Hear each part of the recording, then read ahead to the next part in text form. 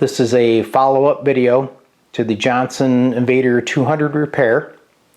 As you recall, in my last video, I was troubleshooting a problem in the driver stage. There was a 1K 5-watt resistor that was letting his smoke out because it was drawing excessive current. So I tried to isolate and find the problem, but nothing appeared to be shorted. So I was kind of at a loss. I threw up the white flag, and luckily the guys from the EF Johnson Radios Collectors page on Facebook saw what was going on. Clark Turner contacted me, and I guess he's worked on a bunch of these Invaders, and he gave me some good pointers. So now I have that problem resolved, but there's more problems, of course, with the Invader. The other thing I'd like to do is thank a couple guys that donated to me recently.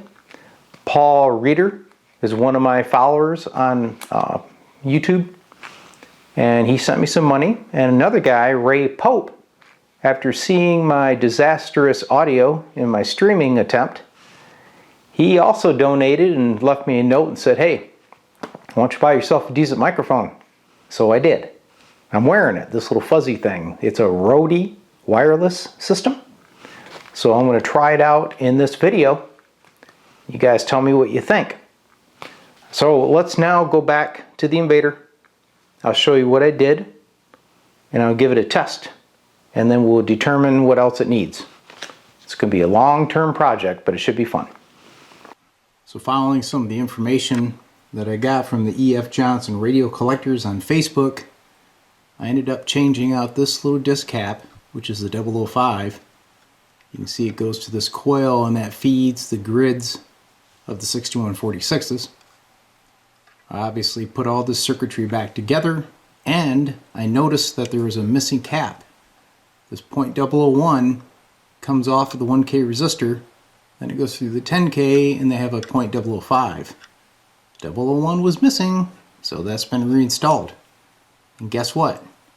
The smoking resistor stopped, and the drive section is working. Alright, here we go.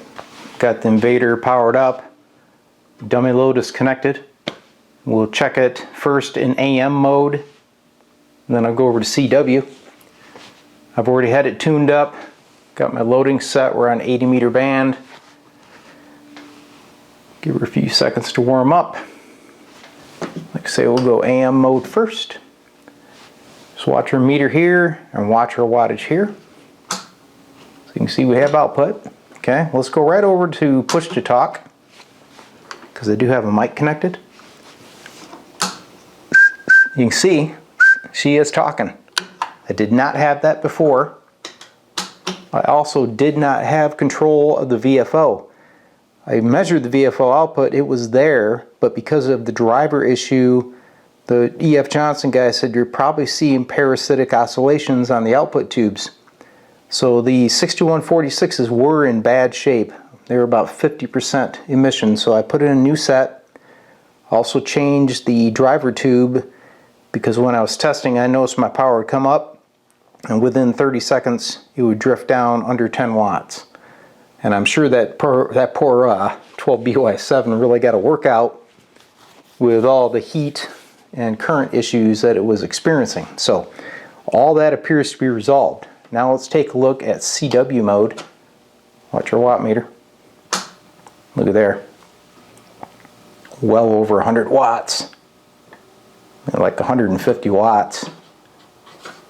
She is really working. So that's a good sign. I do not think that sideband is doing too hot. Let's see here.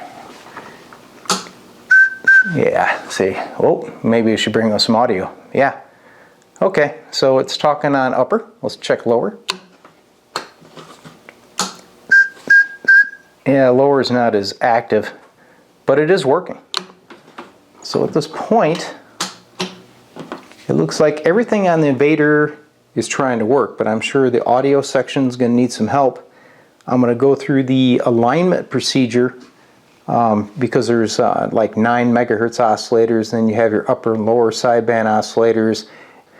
But she's really coming along, and I also found a cool article by a guy on the internet It's called the de-yellification of the Invader. Okay, so he goes through a lot of audio mods, talks about disabling the Vox circuit. I guess Johnson also ran a lot of 120 volt lines right in the same harness as the microphone input, which can cause some hum. So as we go through this thing stage by stage, I may do some of these modifications. They look pretty valid. So that will be another question for the EF Johnson Collectors Group. Should I do those mods to the Invader 200? So I'm interested to hear what the current audio sounds like on the Invader 200. I'm not expecting the best, but I can see the meters moving, so let's take a listen to it. I've got a Heathkit SB303 as a receiver. I'm in AM mode at this time, so here we go. Hello, hello, 1, 2. Gonna have some feedback here. Hello, 1, 2, 1, 2, 1, 2. Yeah, well, it's working, but there's definitely hum in the audio. So let's go to lower sideband, try the same thing. Hello, 1, 2. Hello, hello, hello, 1, 2, 1, 2, 3, 4.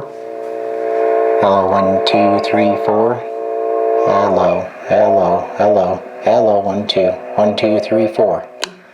Okay, well, audio's not as bad on lower sideband. Here's upper. Hello, hello, 1, 2, 3, 4. Oh yeah, okay. So it appears as though we have a little bit of a carrier there. 1, 2, 1, 2, 1, 2. Hello, 1, 2. Hello, 1, 2, 3, 4. 4, 3, 2, 1. And let's see if I can get it on this a little bit better. A lot of feedback. Bring my RF gain back. 1, 2, 3, 4. 1, 2, 3, 4.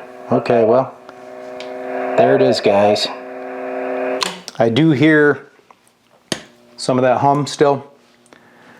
So the audio section is going to need some help, as I expected. But it's modulating, so that's very cool. All right, that's the current status of the Invader 200. Thanks again to you EF Johnson Collectors guys on Facebook that came to my rescue. You kind of got me to think about it, and now it's progressing. And I also really do appreciate the donations, guys, because now I've got a good microphone. So maybe on the next streaming adventure, it'll actually be legible. Anyway, she's a-working. And at this point, it doesn't sound too bad, does it? Anyway, we'll do some more follow-ups on the Invader as I progress. Appreciate it. We'll see you again.